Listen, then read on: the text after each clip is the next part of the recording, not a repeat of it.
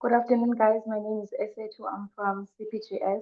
Welcome to today's session using AI ethically for research and referencing tools, which will be facilitated by Noor Kram from Shuttle. Thank you so much for joining. Please keep your mics muted until you have to answer something.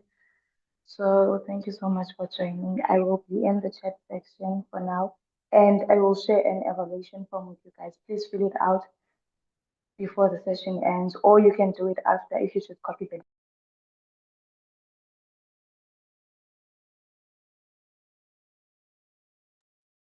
Awesome. Thanks, Isidro. Afternoon, everybody. I'm just going to put on my camera for a second so that you see I'm real.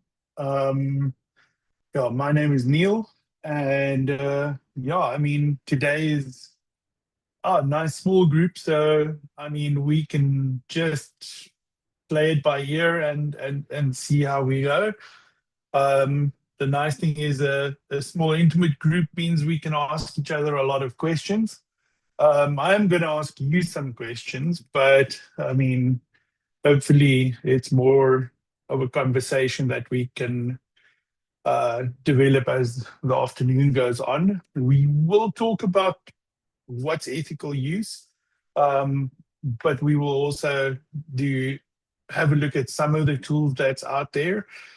I mean, the the tools, there's just so much. It's nearly impossible to cover in one sitting. I think there's a couple of principles that's useful to be applied when working with them or looking for the one that works for you. But unfortunately, working with these things, um, I don't know if anybody has ever bought a piece of software once before. It's like if you have a Android phone and all of a sudden you're going to shift over to Huawei, that shift is always horrible. And I think with AIs, this is pretty much the case as well. The first one you buy is the one that you like, or the first one you use is the one that you like.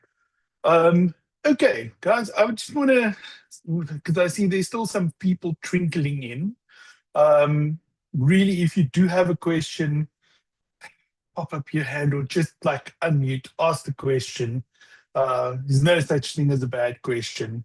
The more questions we ask, hopefully, the more richer the conversation will be. All right, I'm just going to share my screen, and that is this side. And just to get us started off, I just actually want to hear from you first. Um, and I'm just going to pop this link in the chat. Um, and maybe just join this WooClap for now. I just want to hear what you guys want, what would be useful, and so on. And if you have any questions, shout. All right, I see some people are joining it. I'm actually just going to move to the first question, and I'll post the link in the group now because I see there are more people joining up. We'll start off with the first question. Just what's the one question you hope to get answered today?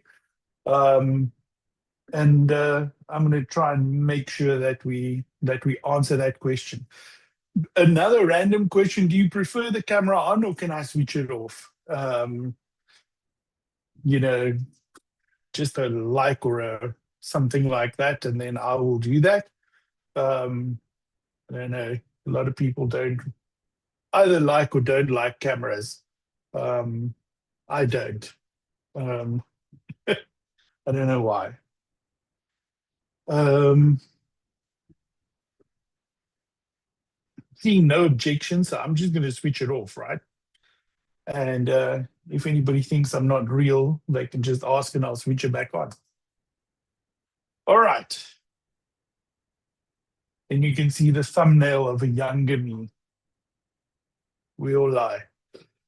Can we use AI to write our articles? And where do we draw the line? Ethical use of AI in researching. Brianna, thank you so much. I'm more comfortable being able to move around because otherwise I fall asleep, even when I'm talking. If I edit my work using can another AI tool detect that my work has high similarities? Some good questions. Can I ask AI for prompts? Okay, that's a good question. When we get to that, maybe you'll just have to clarify a bit more. What do you mean by prompts? And yeah, I'm going to let this run for a second, for another like 15 seconds. And then we take it from there.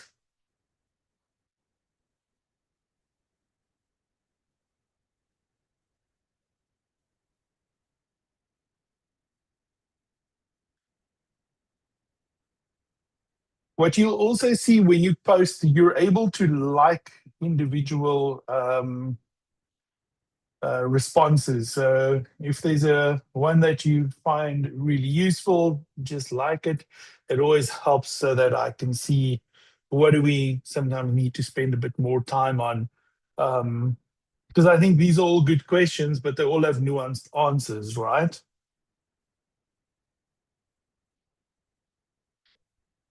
How do I declare AI usage in my research? Awesome.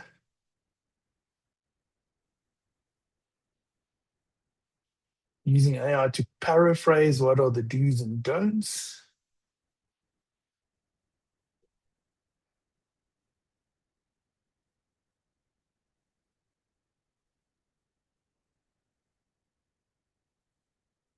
Yeah, number 3 here, that's a reoccurring theme, right? Maybe because it's not part of the official thing that I'm going to talk about, just so that you do know, at Rhodes, we have switched off Turnitin's AI detector for this very same and particular problem. AI detectors are definitely unreliable. I mean, what's that one saying? A broken clock is at least right twice a day. It may be a bit more right, a bit more than twice a day, but there's definitely a lot of issues around that.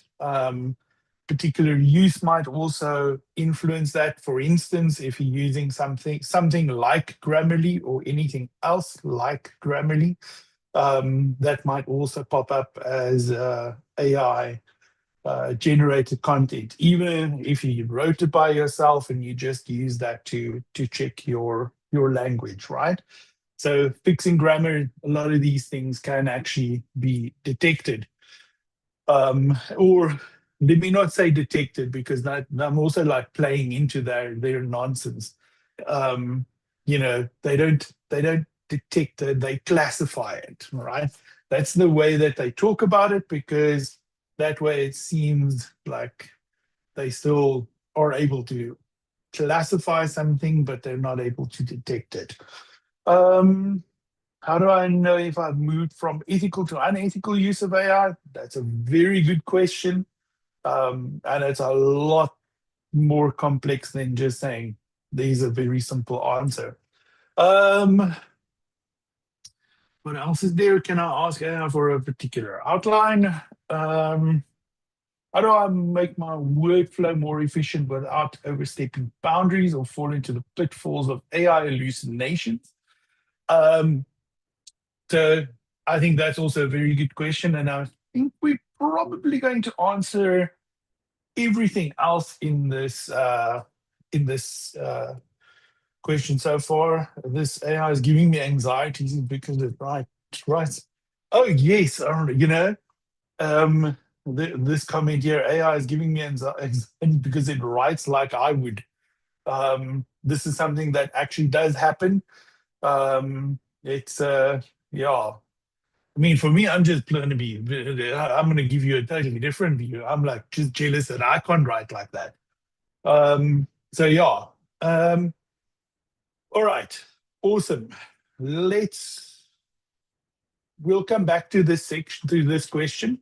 I just want to say we throw around a lot of like words here, ethical use. I just want to say we're talking about it like there's a definite ethical use of AI. I think the ethical use of anything in research has always been questioned. Also, just the thing of what's ethical research. But let's go to the next question. The next question is, what is ethical research? Now, here again, I'm going to let my clock run for like 90 seconds. Just sit and think about it. What is ethical research?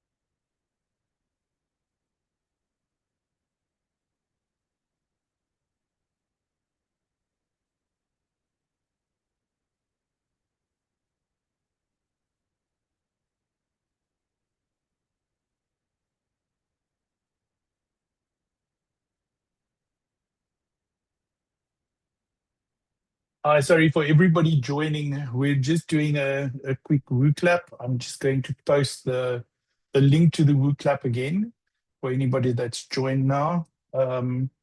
Just join us. We're going to wrap up this section now. Okay, so I'm just going to pause here while if you're still typing, type, go for it. I mean, the first one that popped up is not plagiarizing. Cool. Being honest and changes so fast. There was some, where was that one now? Transparent research that doesn't cause undue harm. So I think a lot of the things that we're saying here is quite representative of what ethical research is. It's not just one thing. It's got a whole bunch of different layers to it, right? Now, when we're working in the time of AI, I think there's certain things that we might be more vulnerable to. Guys, I mean, I think any workshop like this actually has to start from the other side and say, well, you know, conversations about what is ethical research tend to be quite contentious. I mean, there's certain things we can all agree about. There shouldn't be plagiarism. But the moment we say, what is plagiarism, even when we sit with really experienced academics, things get a bit muggy, right? I mean, is plagiarism just disclosing resources, or is it something more? Is it about ideas? What does it really deal with? And I think AI just gives it another angle to say it's so easy to say, my use looks fair from my end, but it's problematic from somebody else's angle. For example, and I mean, I'm going to share examples that happen at Rhodes and elsewhere in conversations that I'm involved with. I mean, we had a case of a master's student that wrote a really good thesis, right? Really important research, very relevant. Um, and this particular student had wonderful research journals, lots of writing. Every time they submit work, there's a an editing of that work immediately after that.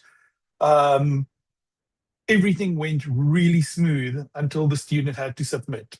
So student submits to the supervisor, and the supervisor says, let's run it through Turnitin. This paper the thesis got run through Turnitin. Supervisor was, whoa, there's something wrong here because this says there's AI involved. And I mean, long story short, this particular student didn't use Grammarly, but used something like Grammarly that's powered by either Claude or by ChatGPT, OpenAI's ChatGPT. And that just inflated that number quite a bit. The result of this conversation is, instead of saying to the supervisor, instead of having that conversation about, I'm using this thing, this is what it means, let's have a conversation about that. Not the student or the supervisor had the conversation. And I mean, the end result is students should have graduated 9 months ago. And the reality is the student will probably, hopefully, graduate this year in an April graduation, because it's not a student from Rhodes in this case. So these can have real world consequences, but the saving grace of the student in this instance was that the student had really good notes to fall back on, make the case. But I mean, everything else of the research was valid. The findings were great. Everything else was great. But that one thing became the biggest hindrance. And I mean, that ended up saying, well, is this ethical research? Yes, it was. But there's a whole ethical debate that happened because of that, right? So it can be nuanced. It can be contested. But I think anything that you do from any point on, regardless of where you are in this, because look, I'm talking as somebody from Churchill, but I'm also a PhD student. You have to have a conversation around, the certain users of technology in your postgraduate research, so that you have the one person that you're supposed to rely on your side at all times, right? And that's your supervisor. So regardless of what that conversation entails, have that conversation as soon as you can. Okay, but if I look at the rest, this is all great. So I'm just going to quickly pause on this one, and I don't want an answer because it's just like a food for thought, right? Research that can be tracked and does not violate the rights of participants. So sure, there's an absolute ethical thing around when we do research with humans, right? Privacy is one of them. If I upload a conversation that I tell you we have in private to an AI, am I maintaining that privacy? Am I putting you at risk? Was there informed consent around this? These are the questions that we need to think about. So it's not just one thing in terms of writing. There's also, what do we do for data collection? What do we do for data management, data analysis, and so forth, right? I mean, let's be real. I did my master's in 2016, or well, 2015. I had to sit for days and transcribe every single one of the focus groups and interviews that I've done. It nearly took me longer than writing the thesis. Would I do that again? Never again if I don't have to. But that means I have to think about that from the get-go. So actually AI is helping us through some things, but it's really going to make our lives a lot more tricky on others. Here's another question. And I mean, this is hopefully an easy one for most of us. Um, you know, do you think it can be ethically integrated into studies? Well, into your studies particularly. And I'm hearing everybody wants to, but what's your belief? Do you think you can?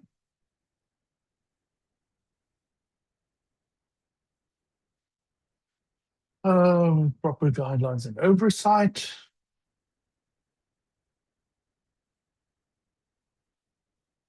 Again, for everybody that's joined, I'm just going to post the link to the WooClap, and you can join us there.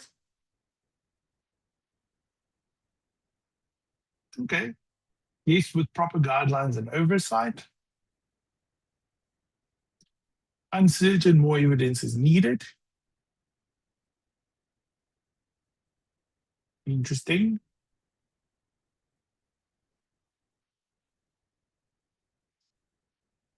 I know we've got 24 people on the group. 9 have answered. The rest not sure. And it's okay to not be sure. If you're not sure, select number 3. I didn't leave one for completely unsure. So yes, but with proper guidelines and oversight. Okay.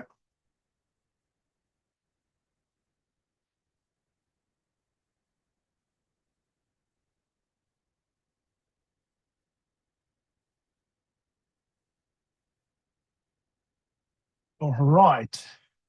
Okay. Last, I think the last or the second last question, and then we're gonna actually get into to talking through some stuff, right? Let's have a look here. Which ethical principles are most challenged by AI or generative AI use in research? So I use the term research and postgraduate research interchangeably because we're doing the same thing, right? All right, IP. You'll see number 5. You're able to comment on things. So if there's more to it, just add them into the comments if you want. Somebody found a way to tick on the screen to annotate.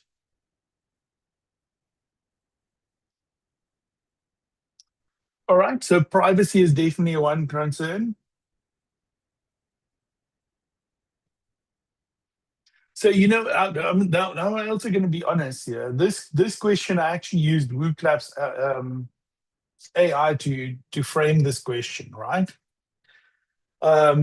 So combination of privacy and confidentiality, environmental sustainability. Oh yeah, that's definitely a massive problem, right? We're going to prompt ourselves into Armageddon because I'm not sure what extent I have been private. That's interesting. So maybe somebody who wants to, there's no pressure. What do we mean by number 4?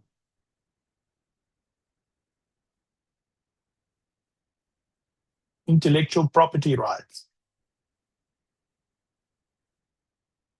So is that the data that we're putting into AIs? Is it readings that we're putting in? Academic literature. What do we mean by that?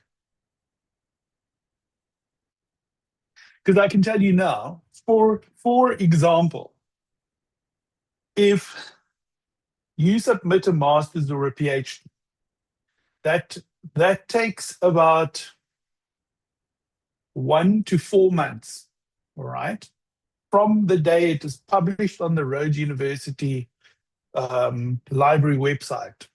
It takes 1 to 4 months for that to be indexed by something like Google.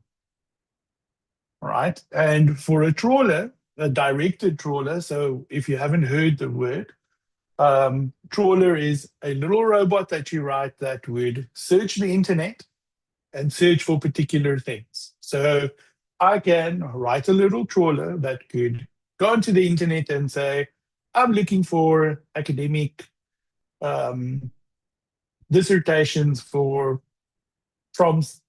November 2025 until now. And my little robot can go and check the entire globe in a couple of hours and bring back all that data. So from there, it's probably very likely that the work that you're going to be writing will likely end up in some form of database. And if it's in a database, it's probably going to end up in ChatGPT or Claude or whoever's data, training data. So, I mean, are we talking about that? Or are we talking about something else? Because again, this is quite complex, right? It's not a single answer thing. These systems are not, well, not the systems. We think in terms of a system, but there's a whole bunch of ways that we engage with these things that could be perceived as a breach of privacy, of confidentiality, and so on. Can I utilize your research? Well, I think let me answer it with an example that was just used. If I'm doing interviews with anybody around something that's quite sensitive, let's say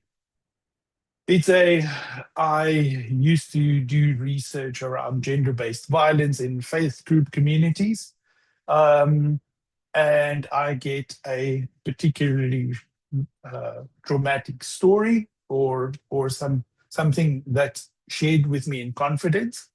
If I take that and I put it into a open AI machine, what do you think is going to happen with that, right? If I'm using a free account, remember, if something is free, then you are the product, right?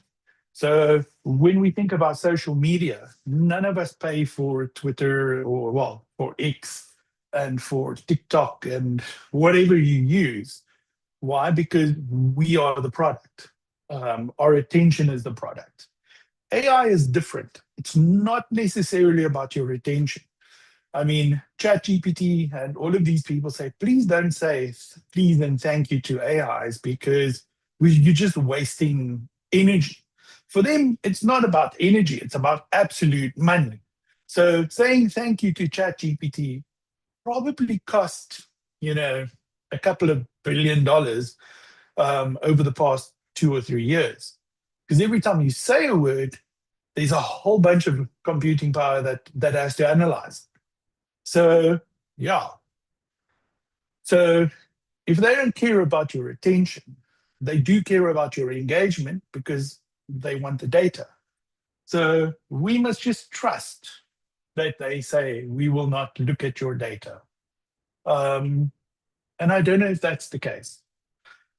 Lalo, I think, yeah, what happens to those requests, i.e. studies from to, I mean, if I was going to do that, I could, and I mean, my bot would be too small, but there are companies that make nothing that just do this. They index the entire internet and they sell that. I mean, the biggest one is called Google. So Google works not because it's an amazing at searching for things. It's really just a really big index of what's out there. And the same for these companies. They sell this data off. So they call data brokers. So a lot of these things that are open source and so on, highly likely there's going to be some form of data broker that either sells it as a niche, and we see this happening more often as we go. All right, definitely environmental. Well, It uses a massive amount of energy to power. The power is one big problem. I mean, South Africa, we're sitting and dealing with these dilemmas. There's a power a data center they want to build in just north of Amanzimtoti. It's probably going to use 25% of the power for that whole area, or not. It's going to use that on top of. It actually needs 25% of all the power for an area to be able to work, and that's only the recent one that got into the news. There's a whole bunch of them in Joburg. There's a whole bunch of them planned for Cape Town. And I mean, if anybody doesn't know, it's not like we have a lot of water, just not in Makanda. It's we have a drought. We are not a tropical space. So water is going to be one issue. Power is definitely going to be something else. We can see this in the US. Go and have a look and read around Grog's data centers, what they do in Minnesota. I mean, it's literally killing people. So yeah, that's the reality of what these machines mean for us. Okay, just one comment here. From what I understand, the tricky thing is that AI uses what it's given and stores it. Yes and no. It does use what is given. Highly likely, if you've got a free account and you haven't set it to not collect your data, it's highly likely that it would. I mean, on a paid account, you can say, I don't want you to use it, but that doesn't really mean that that's actually the case. All of us think in terms of privacy as, the US as this wonderful place for privacy, but it's not. I mean, it's not the way that technology works. These backdoors into these systems, there's a whole bunch of different things that we take for granted in terms of our laws that don't apply in the US. And also, a server determines the rules or the legal requirements of a service. So if I go onto the internet and I find an amazing tool that helps me paraphrase, if that server sits in the Ukraine, the laws of the Ukraine determine what can happen. So if the Ukraine says, well, we can tell you we don't use your data, but actually we do just for training, then that's fine. So, I mean, these are the things that we have to consider. That's why I say very bogged down and very boring and very difficult to navigate sometimes. So if someone else prompts AI for something very similar to what I have, it can use what I gave it. Yes, that is definitely possible. There's some big cases where that has happened with Samsung. They lost about $1 billion at one stage by somebody uploading their code into OpenAI. Also, the fact that the info is stored somewhere. Oh, yes, no, definitely. You have the option to say delete it, but does that mean they're going to delete it? I don't know. You can trust and hope, but you can never know. The person I interviewed about a sensitive topic, consent to the data being stored. I mean, this is one of the big problems around ethics systems at the moment. So universities talk quite a lot about, our students should be using AI because it's really bad. But if I do an interview and I use Zoom has got an AI that's running right now. Does that mean all our data is safe in this conversation? I don't know. I don't think so. And the same for if I'm going to use a random thing to transcribe that. Does that mean privacy can be promised? So these are some of the debates, and that's why I say when we say ethical research, it is a wide thing. It doesn't touch just writing up research. It's actually the whole spectrum of the research process that we have to think about. Sorry, I'm like checking our time. Random question. I think most of us here are postgrad students. Um, why are you doing a postgraduate degree? And I think this matters.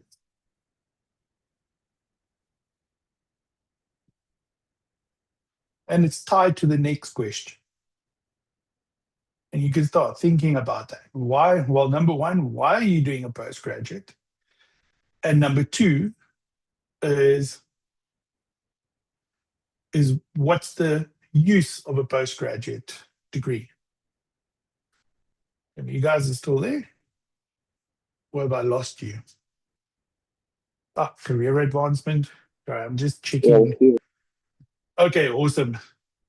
Sorry, because all of a sudden, when I wanted to do the session, my internet is like hopping up and down. So if I have to shift to something else, I'll do that quick. Career advancement, sure. So while you're thinking about this, right? Do you think? Well, I always say I'm going to explain it with an example. I have a friend who works at Kuberg. I don't know if you guys know what Kuberg is. Kuberg is a nuclear power station in the Western Cape. Every time one of the systems go offline, we used to go into load shedding. If Kuberg goes down, we'll probably go into a 8-hour style load shedding system. So they have variety of like really specialized people. And I mean, they started well, they've always had some form of assessment. So one of the most important jobs that you can have on a nuclear power station is looking at nuclear safety. Now that matters even for us where we sit, because if Kuberg leaks, we will all suffer from nuclear poisoning right where we are. All the way up to Joburg, you can't really hide from it. If the wind turns north, it'll affect people as far as Angola. So we can't run away from it. And they have a whole bunch of sensors that run this. And the people that work there tend to be physicists. So 2 years ago, they had to employ somebody. And normally they would do some form of assessment. And they do it via proctoring system. So you'd log in and they give you this complex problem. You'd be able to write the test that you would do, take a photo, upload it, and bang, no problem. Last year, they were looking for somebody to replace the person they employed. And they said, you know what? We sit with a bigger problem. Now what they do is you need to have at least a master's degree, all right? If you don't have a master's degree like upper class, then don't even bother. They'll just kick you out. And they actually get you in a room and they give you a dumb calculator, so not one of those fancy ones, a pen and a piece of paper. And if you don't get 100%, they don't even interview you, right? So my friend said they did 100 people that they had write the test. And I mean, because we can't really talk to each other, think about 100 of the smartest people applied for this job. And I mean, minimum is a master's. How many do you think they'd interview of that 100? So they interviewed 2 because only 2 people passed it, right? I mean, that's maybe a different problem, but they say they didn't want to chance somebody using AI to answer the problem because AI models get these mathematical problems wrong all the time. And I mean, that's the standard for any job that you're going to get there now. So the degree opens the door, but does that actually get you the job? No. He said he had people that were professors from universities that wanted to go and work there, and they also didn't make it. So these are some of the realities, right? So I want to be a professor, I have career advancement. I think these are all valid. But when we think about AI, we also have to think about this is going to influence us later down the line, right? So your time spent here needs to be like really worth it for you. Okay. So I'm going to leave this one open and you can type into that one if you get bored.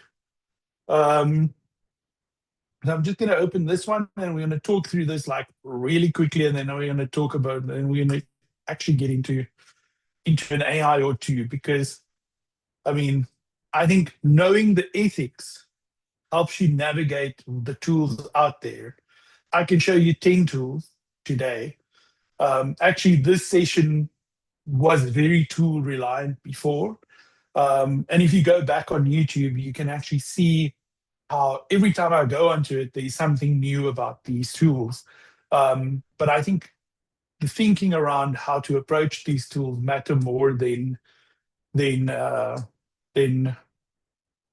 actually just showing you a whole bunch of tools. I'm going to share a deck of slides that I do update. Now, just to say, this is by no means a full definition of what AI is, but I do think it's important for us to know that AI and Gen AI, no matter what form you're looking at, these are all computational methods, all right, that operationalize certain algorithms.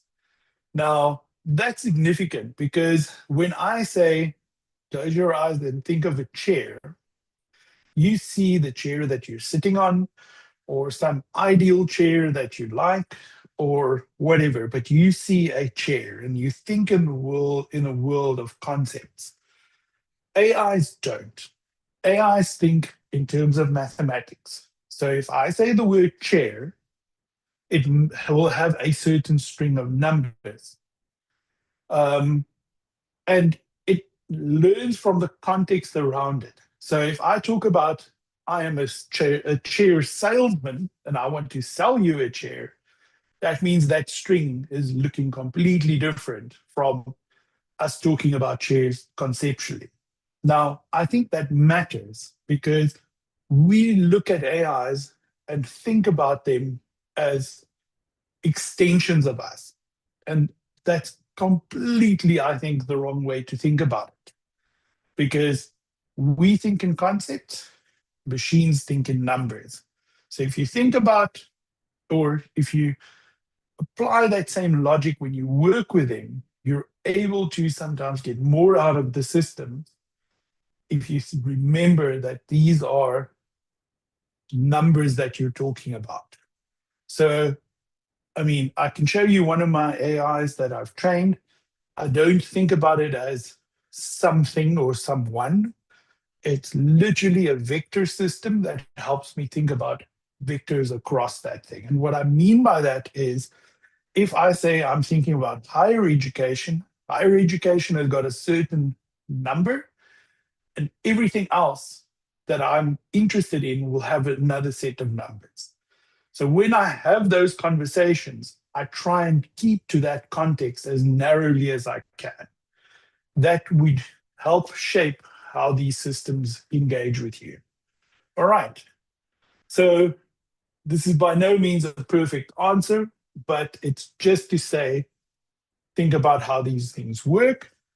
I mean, there are two main forms of AIs. If we think of something like a ChatGPT or whatever, they are particular forms. They are Gen AIs. Most of these systems are powered by some form of Gen AI. Some of them, sorry, Lalu, what do you mean trained AI? Oh, so when I say trained AI, let me quickly show you. So if you go into your ChatGPT and you ask it a question about anything that I'm interested in, my AIs are literally what I'm saying is trained. Now, you'll see that I do have a Plus account. I do pay for my account. But the first thing, if you have not done it, you need to take your AI and you need to go and look at that personalization settings. Claude has the same, nearly all of them have some form of personalization setting, right? If you go into personalization, you'll see that it would give you a tone. You can set your tones. And I mean, you'll see the things that for me are fluff because I'm not selling things. I'm using it as something to help me read, something to help me think, and something to help me write. I don't really care about this because in academic language that I'm in, I don't even work with this. What is important to me is the custom instructions. Now, even this has got a little story. So last year I did a whole bunch of workshops for a lot of other universities, and for some reason, everywhere I went, somebody was said, "I've got an example, wanted to talk about something in agriculture." Now I could barely grow grass on my lawn, so I know nothing about plants or about livestock. So what happened eventually, all of those ideas started bleeding into the work that I'm interested in. So I'd asked them about ethical use of AI in undergraduate, studies, and they tell me about some of the things I'm interested in, but also that, in agriculture, this is how you do it. I'm not interested in that. So it started bleeding through very slowly, and that's what's called a context window, right? So if you have a chat GPT or whatever, and I mean, this is a no judgment conversation, right? I know some people have friendships with AI. Some people might date it, and some people might chuckle. Some people might be seriously dating, Claude or whoever, or have a psychiatrist or a psychologist or a counselor. I mean, if I have those conversations and I'm talking about, nuclear physics, that's the context window in which my AI is going to be trained. So everything that it responds is going to be mediated through that context window.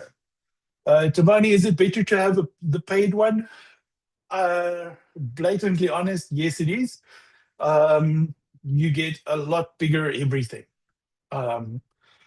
Everything that you get from it is just awesome compared to the free version. So what I did is I asked it at one stage, write me a custom instruction for who I am or based on what you know about me. And the conversations, just don't tell me anything about agriculture. And this is what chat said, this is what I'm interested in, right? Because it's the journals that I read, it's the documents that I work with. It knows I work as well in this space. So it knows I do a lot of workshops. It knows I do some policy work. I do use it as a writing coach, and so on, right? So setting this up actually changes the quality of the conversations, right? So imagine being able to have a conversation with somebody that only you know, and you determine everything that you want to talk about. It's quite a powerful way of working with this. And the same thing with memories. If you'll see, I don't have any saved memories because I've not been using my chat that often at the moment. But the moment I actually start working with it, you can say, add something to a memory. So at the moment, it does, it automatically manages it. But if I say view history, you'll see that mine is completely empty. a couple of months ago, this was all agriculture and a whole bunch of other stuff that I'm not interested in. So yeah, it will set up, if you want to reference that. That means if I start a new chat and I say, I want to just restart a conversation about X, it will actually take it from that conversation. So go and fiddle with these. I mean, I do have, at the moment, I don't run schedules, but you can run particular actions. So I'm busy going into my research mode at the moment. So I'll actually go in and say, I want to run a scheduled search every day. Chat will search the internet and say, these are the latest things about AI and assessment. So yeah. Lolly, you say, so if I prompted, then I review and rewrite. Is that ethical? So what do you mean by that, Lolly? Do you want to grab the mic? Oh, thank you. Yes. So I've given it a prompt, and when it comes back, it's written. Let me say it says Makanda is windy, and I like what it has said, but I feel like then maybe if I say Makanda is windy as it had said, even if I agree with it, am I plagiarizing? And so I say there's a lot of wind in Makanda. It said Makanda is windy. I Yes. said there's a lot of wind. Yeah, because I agree with what All it right. said. So here I've just done something simple. All right. So if I'm interested in understanding something, or I'm thinking about an idea, I'll ask it something like this. This is what I'm interested in, for example.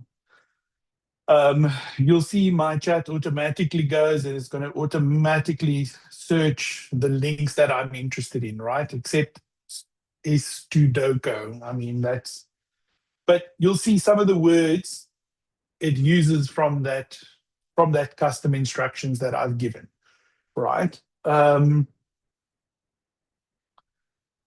Sorry, now because it's my first chat in a long time, it's actually going to probably try and do a really good job. So if this comes back, and I work with this, is this my work? Yes, that's what I want to Yeah. find out. Yes. So I'm going to put it to everybody else. If you think this is my work, put a thumbs up. If you don't, thumbs down. So let's say I now go and I use this part of the text, and I go and write a paper. I use 50% of what's in here. Is that ethical use? I see a thumbs down. No. Okay, I see some more thumbs down. Yeah. Lolly, I think you're asking the question, so you're not sure. So 3 thumbs down. All right. So most of us would say no. Now, to some extent, I'll agree that under certain conditions, I would say it's not. I mean, did I read this book? So because I'm using a nice pro account, I can go and look at this particular ebook, right? I mean, did I read this? I think if I answer no, then I do think that's a very simple question or a simple answer. I think knowing the first marker for me is to and I use this one principle, and it's so difficult to actually answer that. You have to think about it at every step, right? My biggest question is, when is it not me? So in this case, I can clearly say it's not me, right? If I use my own work and from there I feed it into my chat, And I then interrogate that. Maybe it gives me another reading. Let's say I never read this. It now says, go and read this. I read it and I evaluate this and I say, yes, this is actually a legitimate piece of academic work. It's peer reviewed. I agree with it. That's brilliant. And I go back and I actually edit that. Is that ethical use? Or would you think that's ethical? And again, I'm asking this and we don't have to answer it because it's a difficult question. If I ask a bunch of academics, all right, experienced academics, nobody agrees. There's always one half that says, yeah, that's ethical. And there's another half that says, that's blatantly cheating. But the question is, did I actually engage with ideas? Is it my ideas? Did the AI change that or enhance that or make it worse? Because people tend to think it's going to make it better. What AI does is it makes it sound better, but it doesn't necessarily make it better. So it's something to think about. But to Miller, you say, what if I give it a paragraph I wrote to paraphrase? Is the paraphrased paragraph, and is it still my work? I mean,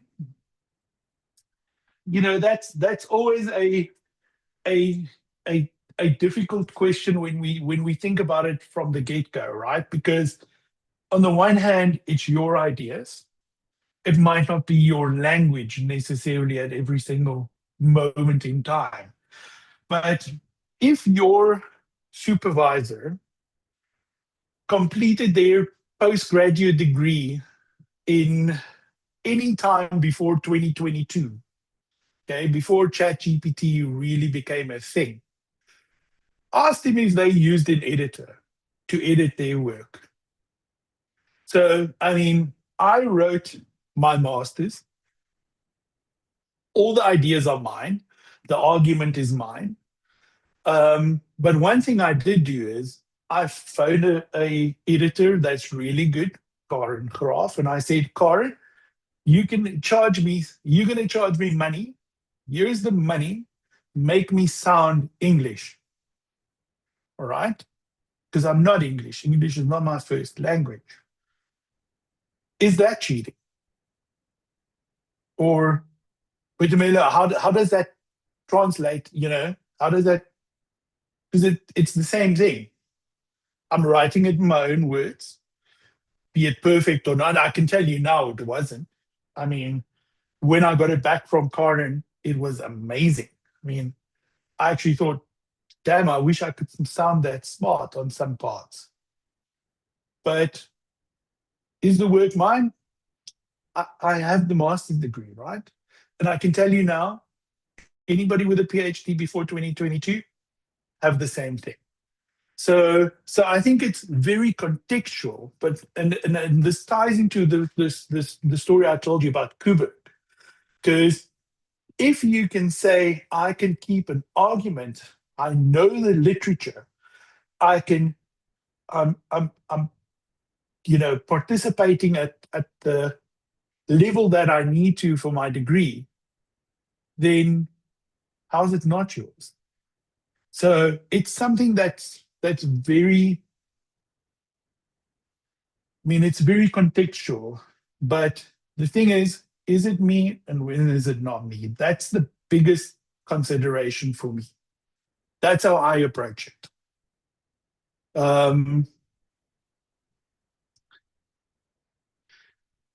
You find conflicting opinions online, and I mean, again, if I can show you, we did a workshop with a short course with Rhodes academics around AI for teaching, learning, and assessment, and we also ended up talking about research because postgraduate studies is part of your teaching. When we get to this question, there's always going to be people who say, well, no, writing and mastering of language is just as important. And I'm not saying it's not, because again, it also depends on your discipline.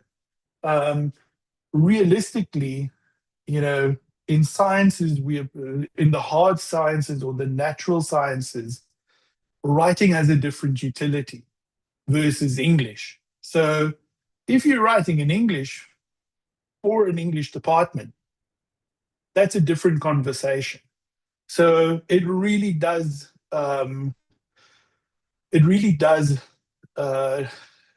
get influenced by your context, by your department, etc. So it's not a simple answer. There's not one principle that's just going to fit everybody magically. And that's one of the big problems. Carl says here, is Grammarly seen as plagiarism for the simple grammar fixing alone, or are you allowed to prompt to make it more formal? So Carl, I mean, Rhodes provides you with a Grammarly license, right? We have had these debates at different fora at Rhodes about, what is the utility of Grammarly? When do we over rely? Because that's another word people throw out. And I don't see a problem with Grammarly in terms of that type of use, but you need to know Grammarly is changing. There's going to be a whole host of different things that Grammarly is going to do in the very, very near future. So my answer works for now, but I don't know if it's going to work in 2 or 3 weeks from now. But yeah, I mean, if you're using it to fix grammar, if you're using a Word document, it's already going through some form of very rudimentary AI to check that grammar. So no, it's not a problem necessarily. Working with prompting, and again, if you weren't here at the start, I think the biggest thing that you need to do is have a conversation with your supervisor about this. We had somebody who, at Rhodes, was busy with a PhD. English was, I think, their 7th language or 8th. I'm struggling to remember. It was about 2 years ago. They were stuck in the writing up their PhD, really struggling with this. And I mean, OpenAI came out with ChatGPT, and that was a game changer because we worked together, myself and the supervisor. We figured out an approach that works, and that student has got a PhD. If you talk to the student, they know the field inside out. You can wake them up 2 o'clock in the morning, and they can have a intellectual conversation about that. But English is not their language. I think if they wrote in French or whatever their language was, different story maybe. So yeah, I mean, again, in that case, it worked because we had the supervisor on board. We had conversations, we had fights, we had everything. But that case, it did work. Terence, I'm a little bit confused now. So the use of AI in our research is dependent on our supervisor. What is generally ethically accepted? So I don't think it depends on your supervisor. What I'm trying to say is your supervisor is your first port of call, right? If you've got a research dilemma, the person that you need to talk to is your supervisor, right? Most of us don't go and have these conversations early on, and we always, I don't want to say we're hiding it, but these are uncomfortable conversations, right? They really are, because some supervisors have a visceral hatred of ChatGPT because either they don't use it themselves or they are also unsure. That's the reality, right? So what I'm saying is, if you want to use it, start with that conversation. I mean, and the other problem, generally, what is ethically accepted? Can you answer the question, is this my work or not? I think that's, for me, the simplest one. If I can have a conversation about what you see on the screen, right? In a very intellectual way. Is that mine? If I've read the work, I think yes. So yeah, so I think it's definitely contextual, and disciplines view this differently. So that's why I say you need to have that as the first port of call, because I can give you advice, and maybe your supervisor is like, this might ruffle feathers, right? Um, the second part of your question is promoting like you did, then paraphrasing. Is that acceptable or not? Again, as I said, the example is this is something we did like 2 years ago. It wasn't just something the student did by themselves. We had an open conversation with the supervisor after a session like this. When we work together, we can actually figure out what these things mean. Just remember, the same questions you have, I can guarantee you your supervisors have as well. I mean, there are certain questions that most universities aren't really thinking about, and they also don't have answers because we're not having the conversations. So start with that conversation. It's what I'm saying. It doesn't mean that's the end of it. It's literally a conversation that's ongoing. On the other hand, should one prompt chat and go read the sources themselves or better understand the claims? So, I mean, Terence, I just want to say, so my example is quite rudimentary, but my writing process is the following. I would read everything I have or everything I need to. I'd write it up. I'd then put that into chat and say, am I missing something? What is not strong? Summarize this in 2 sentences. So I'm making sure that I'm clear and I'm checking the quality of ideas first. If I don't agree because I've read the work, then I can say, chat, you're smoking your socks. The problem with chat and all of these systems are, if I tell it that, it's going to say, oh, sorry, you're right. So, you can have a very strong system that can do things for you, but ultimately you're still the person in the driver's seat. So you can't just accept what it's saying. I think that's the one thing that we need to take away from it. There are absolute limits to what these systems can do. I hope that answers your question. Kirsten, if we start using AI to edit, restructure our work, is there an argument to be made that it is taking away job opportunities from editors? Oh, definitely. Editors have been having these conversations for the last 3 years. I mean, to be frank and honest, even editors use some form of AI. They are using this to actually search and look for references, gaps in your references, and so on. So, I mean, that's definitely, things are changing. We are stuck in the middle of this change, and we need to make sense of it, right? So yeah, Lolly, yeah, because they don't give a straight answer and they are rude. Oh, yeah. I mean, or is giving access to these services to people who wouldn't necessarily be able to afford an editor. I mean, that's always the problem. I mean, it opens up possibilities for that. Kirsten, the only problem is social inequalities aren't equalized through technologies like these. They are further entrenched, right?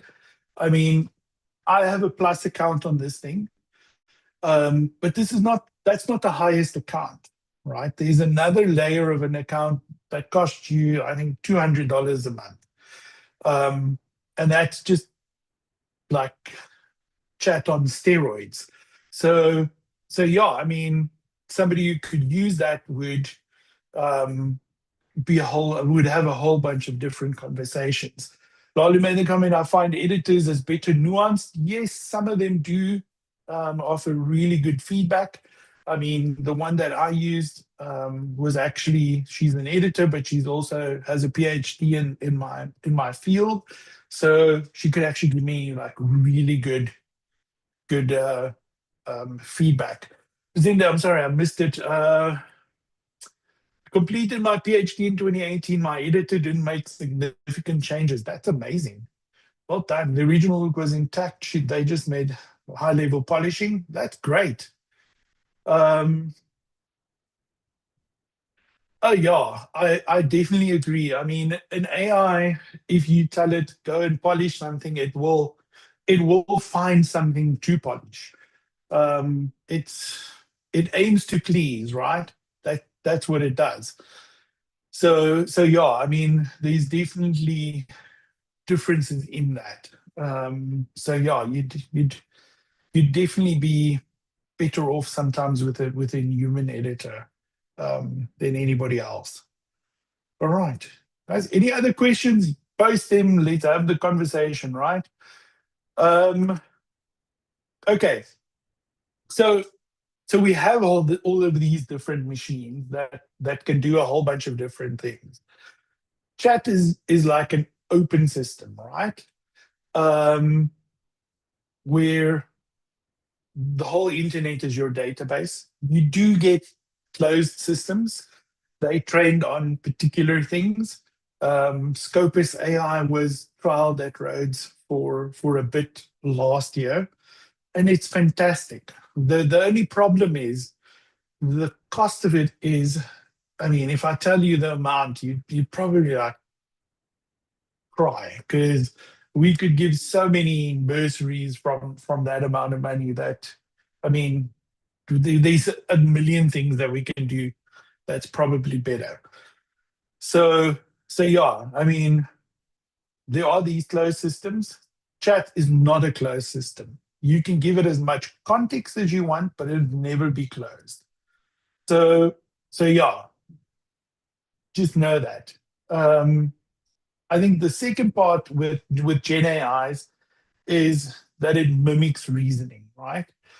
So I think we just talked about the context window, right? But the mimics reasoning thing is really important, because a lot of people think about AIs can be biased, right? So if we all open up our AI and we say, you know, Sumikina just is doing a bunch of really interesting research. They say she has something like a little prompt. Neil Crum wakes up in the morning.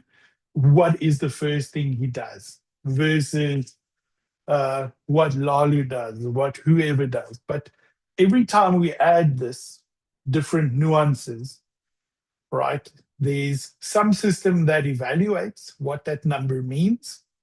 So in Sue's case, that type of thing would be she wakes up and looks over Central Park, right? Some stuff like that. Maybe it's something different. Now, a lot of people talk about those biases, but we also introduce biases into these systems. For instance, if I now start saying any use of AI is ethical, and I start infusing that into this conversation, I mean, my chat would make that argument. So what you put out is also what you put in, right? And I mean, that means something, because if we're talking about ethical use, like the example we just did on screen, right? Does that mean this thing is going to give up your ideas, or it's just going to give somebody else's ideas? The question is, who makes AIs? Where do these guys come from?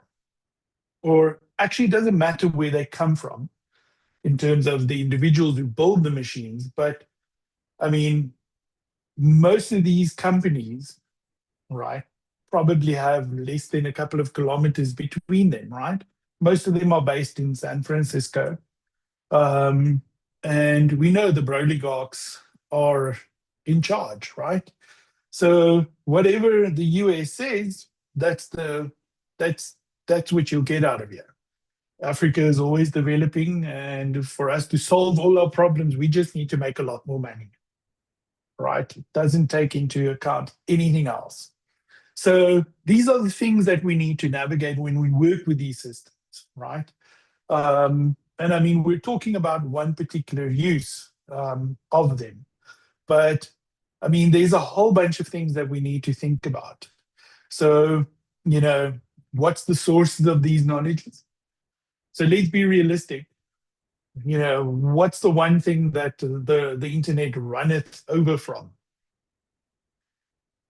So think about X, well, Twitter, right?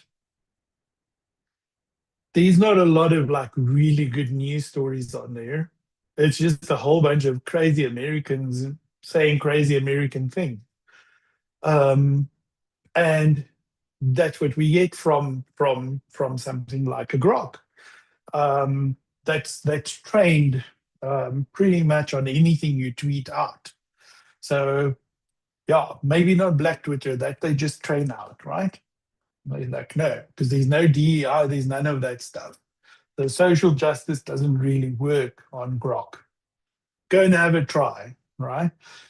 How accurate are things? I mean, a custom and a paid AI, I think is definitely more accurate. Now, let me just show you very briefly what I mean by this. So if you haven't heard of GPTs, I mean, in Gemini, they call them gems. In Claude, they called something else. So there's a lot of different ways to think about them. So here's a whole bunch of bots that I've built. And what I mean by a bot, I quite literally mean that. I'm just opening up this one. So this is the theory that I use, right? This is not shared with anybody else, but just with me and a few other people.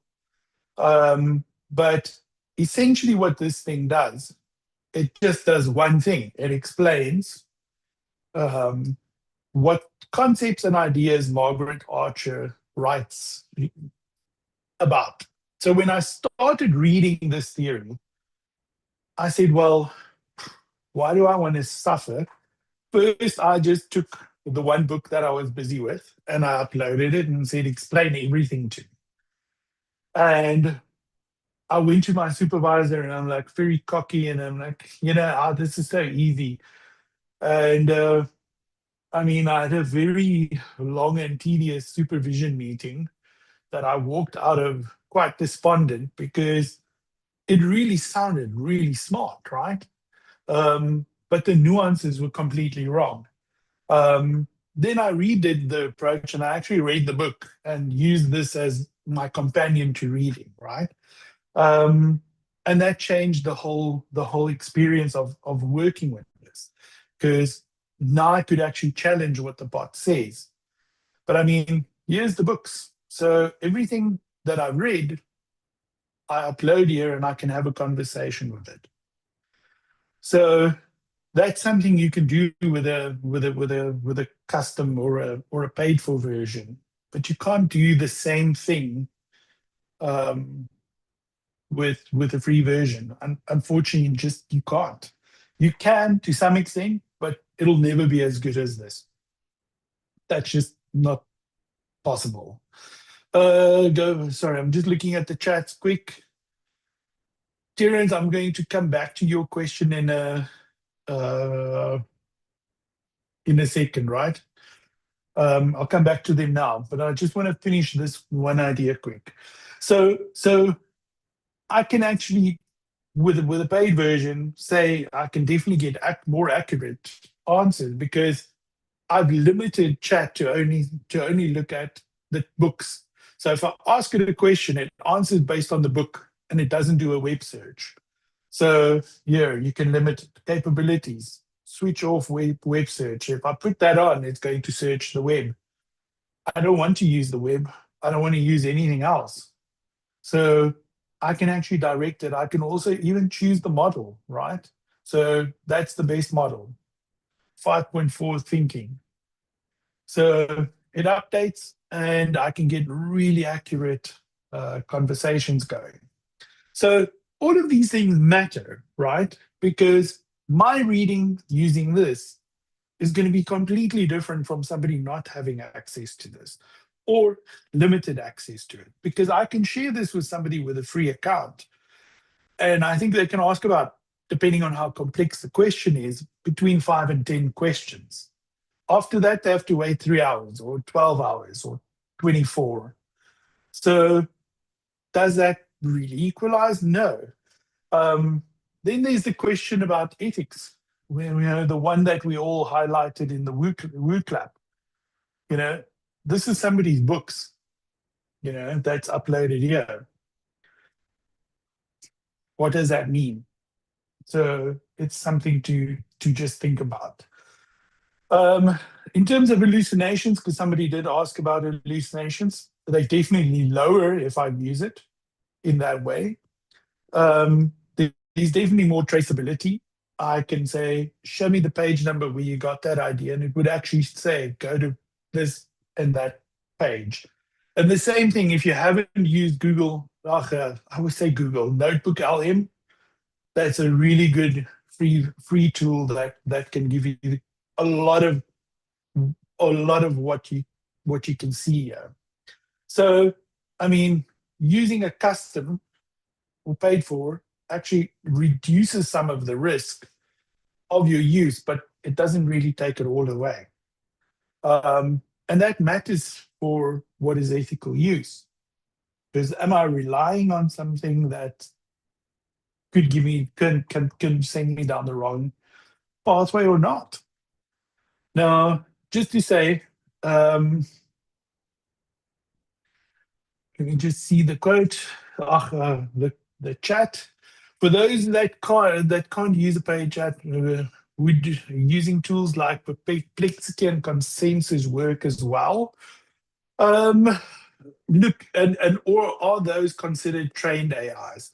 Every single AI that you can think of is trained, right? What matters is the context windows and what I mean by a context window. So my chat like this, I mean, this is probably about 2,000 pages, right? When I ask a question, chat reads, and I'm putting this in inverted commas, all 5 of these books to give me an answer. If I'm using a free version, if it reads 2, that's a lot. So Consensus in these machines would have exactly the same limitations. They're not any better or any worse. Actually, Perplexity uses ChatGPT.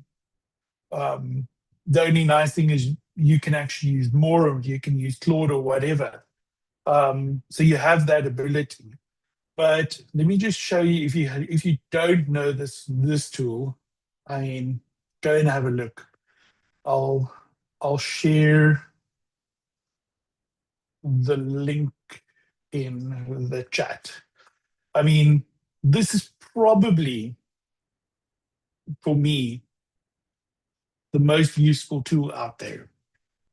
This is a tool I use a lot. This is just my Rhodes account. So here's reimagining hierarchy. Oh, no, wait, that's only one source. So where's one with many sources?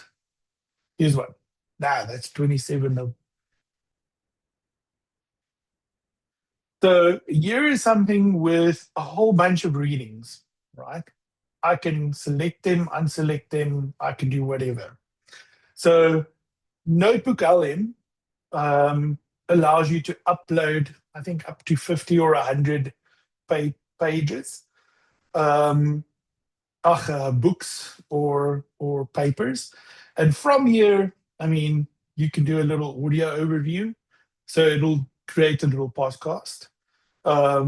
You can do a whole bunch of other things. What is most useful is if you have a look at some of these conversations, discuss what these sources say about data mining and larger context of hidden technologies. it'll give you an answer and it'll give you a reference. So if I click on that reference, it's going to take me to the paper, and there is where it is based on. It's called Notebook Notebook LM. It's a Google product. So if you're signed into Gmail or into your Google account, go to apps and just scroll down. You'll see it right there or somewhere. But Notebook LM, totally worth it. Again, it's just a remember something. Every time you engage with these tools, because we get them for free, they are not always the best. There are absolute limits in terms of its context window. This was just me testing it on something that I've known a lot about and read about. But I mean, does it give me a fair enough introduction? Yes, it does. I actually have another account in my own personal email. Every paper that I am using for my PhD, if I'm referencing it, it gets put into that Notebook LM. Why? Because I can go into Notebook LM and say, somebody wrote about X, find me that paper. And this thing will find you that paper. It's wonderful at doing that, because that way you're harnessing the numbers, right? You are saying, this is what I'm interested in. Go and search for that. Narrow and straight to the point. Okay, guys. Sorry, I'm just going to go back to the chat because I see there is some chat here. Karen, sorry, I'm going to quickly read what you were saying. I think appreciate it. I think AI regulation has existed with the non-digital era. In my view, mechanisms were to curb it. I mean, plagiarism is probably one of the biggest failures of academia, right? And what I mean by that, there's things in place to curb it. Yes, there's a policy. What did universities, and I'm not talking about one, I'm talking about globally, do? They invested in something called Turnitin. And I mean, you can go and have a look, and I mean, go to a website that's called Retraction Watch. All right, Retraction Watch. You basically watching everybody's Igoli or some soap opera. But what you have here is, I mean, here's something called the Retraction Watch leaderboard. So this person, Joachim Bolt, all right, has 236 papers retracted. So what that means is there's 236 papers where some form of ethical problem has occurred. They've either faked the data, they've fudged, they've plagiarized, they've whatever, all right? This is somebody that, if you go and search him, there's a lot that has been published, right? So no, these mechanisms in place, but it doesn't mean it actually worked. More stronger, sophisticated universities must face this reality and have these uncomfortable discussions. I totally agree with that. At the moment, even us who are avoiding the use, I mean, I'm busy with research around detection, and I'm getting people's PhDs from like before the year 2000s, and I'm finding AI there. I mean, my own masters that I submitted in 2016 has AI in it, so it doesn't really work.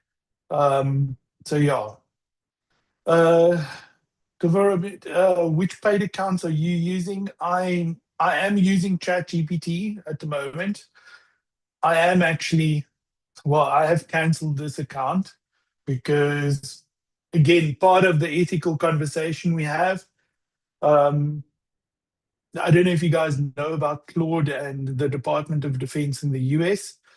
The Department of Defense in the United States wants to use Claude, well, they are already using Claude to do, you know, intelligence analysis and those type of things, but they actually want to use it in mass surveillance of the world, essentially, and they want to use it in automated machine weapons. That means I give a robot a gun and it decides who it shoots, essentially, and I think that's very problematic. Claude said, hell no, we're not doing it. And ChatGPT, because they are essentially money hungry, have said, oh, but you can use ChatGPT. We'll let robots shoot people without any human oversight.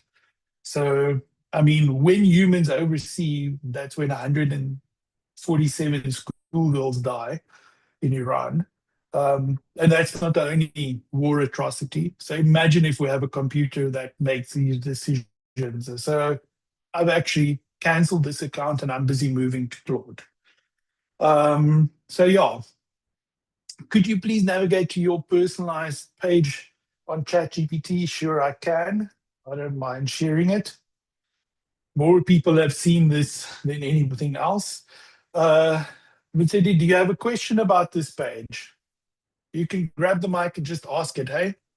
I don't have a question. I just wanted to see how you structured it. Oh, okay. Mm-hmm. So, yeah, I don't mind if you can send me an email and I'll send you all of this. Okay, I appreciate that. And thank you so much no for worries. the session. Okay, 100%. 100%. I'll gladly do that. Yeah, guys, any questions? I mean, I know we're technically out of time, so I don't want to keep anybody that doesn't want to stay, but I just want to go back to the questions that you've had in the beginning. I think we've answered this one, how to make your workflow more efficient. I mean, again, making things efficient is always difficult. You're going to have to trade off what are the things that matter to you. And I think you can trade off things as long as you can say, this is my work, I understand it, I own it. Then you can do that. I have an Apple machine, so I use shortcuts. I have automated things like that. How do I declare AI usage in my research proposal ethics application? Guys, this is one of the things. I mean, I would say declare it. There are ways and means to declare it. There is a postgraduate guidelines document under development that I know of. At the moment, declare what you can, but have a conversation with your supervisor. It is always the first port of call. Oh, guys, it's a pleasure. Can I use AI to write articles? You can, but depending on what part of it and what you mean by that. Grammarly, I think we've answered that. I think we've done that. Lolo, I think you also asked this, can you use it for a particular outline of a chapter? I say yes. The only thing is, just know one thing, have an idea of what you think the chapter must be before you just take its lead, because it will always answer in a particular format, right? So I think sometimes having an original idea is the ability to challenge everybody else's thinking. And I don't know if AI always does that efficiently, even if it's really well trained. Yeah, I mean, how do I know if I move from ethical to unethical? Big question. When is it not me? Yeah, I think we spoke about paraphrasing. As I think we've answered most of them. If you do have a question, my email is quite easy to find. Please pop me an email. I always tell everybody there's an hour and a half is just enough to start this conversation. It's not enough time to have it. So yeah, there's like a million things I still want to share, but we always run out of time.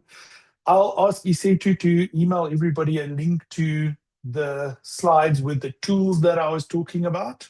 But I will post it here as well really quickly, because there is a link for it.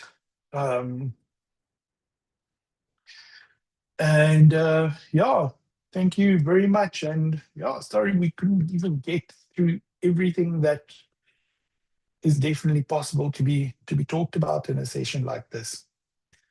Thanks so much. Have a wonderful afternoon. Thank you for joining and staying until that point.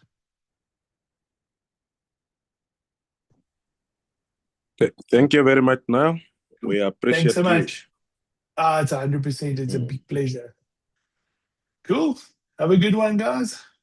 Good luck with the research. Cheers.